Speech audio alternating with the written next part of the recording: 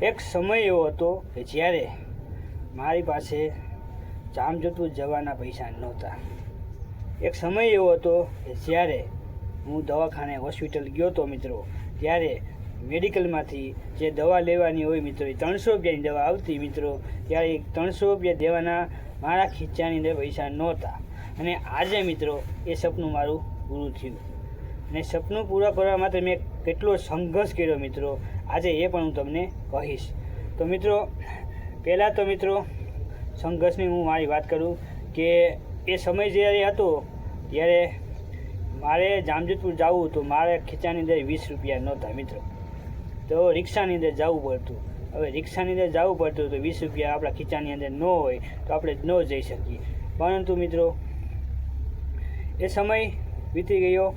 ત્યારબાદ એકવાર બીજો કિસ્સો પણ એવો બન્યો કે જ્યારે હું જામજોધપુર ગયો હતો અને મારા ખીચાની અંદર પૈસા નહોતા અને મેડિકલમાંથી જે મારે દવા લેવાની હતી એ દવા લેવા માટે 300 રૂપિયા મારા ખીચાની અંદર નહોતા. તો એ દવા લીધા વગરનું ઘરે વયો ગયો હતો મિત્રો. આ હજી આપણે યાદ છે. પરંતુ મિત્રો એ સમય જ્યારે હતો એ સમયને પલટવા માટે મેં ઘણા મહેનત કરી, ઘણી સંઘર્ષ કરી અને ત્યારબાદ આજ તમારી સમક્ષ ઊભો છો મિત્રો. એનાથી મિત્રો સોશિયલ મીડિયામાં હું એક્ટિવ થયો.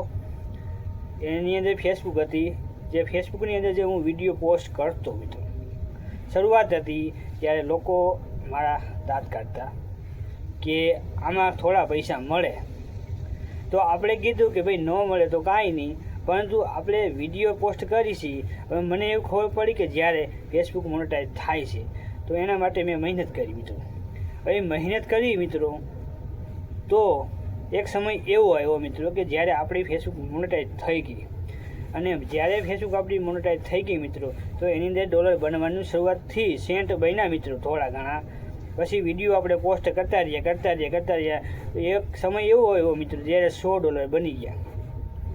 $100 બની ગયા તો મિત્રો એ $100 છે ને મિત્રો, એ 21 તારીખે આપણા ખાતાની અંદર જમા થાય મિત્રો. $100 જ્યારે આ પહેલું પેમેન્ટ જ્યારે આપણું આવ્યું મિત્રો $100નું, ત્યારે સવારના 7 વાગે મિત્રો એ $100 આપણા ખાતાની અંદર જ્યારે આવ્યા, એ ફેસબુકે પૈસા મોકલા.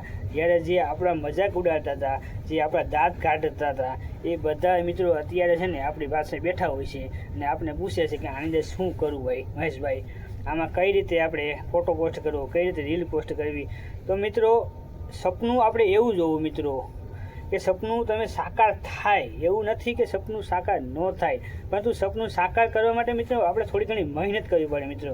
હવે મેં તમને કીધું કે મારો એક દિવસ એવો હતો કે જ્યારે મારા ખીચાની અંદર મિત્રો 300 રૂપિયા નહોતા, જામજોધપુર જવા માટે 20 રૂપિયા ભાડાના નહોતા. પરંતુ મિત્રો આજે એક સમય એવો છે કે દર મહિને મિત્રો તમને કહું ને કે 10 થી 15 હજાર રૂપિયા મિત્રો આપણી ફેસબુક મને આપે છે મિત્રો. તો દર મહિને મિત્રો તમે જોવો ને તો હું એક એન્ડ્રોઈડ ફોન લેવો હોય ને મિત્રો તો લઈ શકું છું. ને એક સમય હજી પણ તમને કહું, એક સમય એવો હતો મિત્રો કે જ્યારે મારી પાસે એન્ડ્રોઈડ ફોન નહોતો ને સાદો ફોન હતો મિત્રો નોકિયાનો. હવે એ સમયની વાત પણ તમને હું જણાવું કે જ્યારે મારી પાસે એન્ડ્રોઈડ ફોન નહોતો ને મિત્રો, ત્યારે આપણા ભાઈબંધ પાસે એન્ડ્રોઈડ ફોન હતો. અને ભાઈબંધને આપણે કહેતા કે ભાઈ તું મારો ફોટો તો પાડી કેવો લાગે છે, તો એ એમ કહેતો કે ફોટો પાડી તો મારો મોબાઈલ બગડી જાય. એવા સમય આપણે જોયા છે મિત્રો. એ સમય આપણે કદી ભૂલ્યા નથી. પરંતુ આજે એ ભાઈબંધમાં જે મોબાઈલ છે ને મિત્રો, એ વાત આપણે ઘરે ઘણા મોબાઈલ છે. તો આ એક વાત છે મિત્રો કે સપનું છે ને મિત્રો હંમેશા ઊંચું જોવું મિત્રો. સપનું સાકાર થાય છે, હકીકતમાં થાય છે, પરંતુ એના માટે આપણે થોડીક મહેનત કરવી પડે. અને મેં એ મહેનત કરી.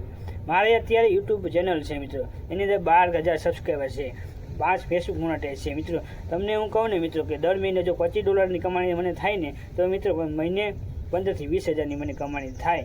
તો આ બધું સપનું પૂરું કરવા માટે મેં મહેનત કરી છે, સંઘર્ષ કર્યો છે અને સંઘર્ષથી હું આગળ વધ્યો છું મિત્રો. તો આપણો વિડીયો હતો મિત્રો.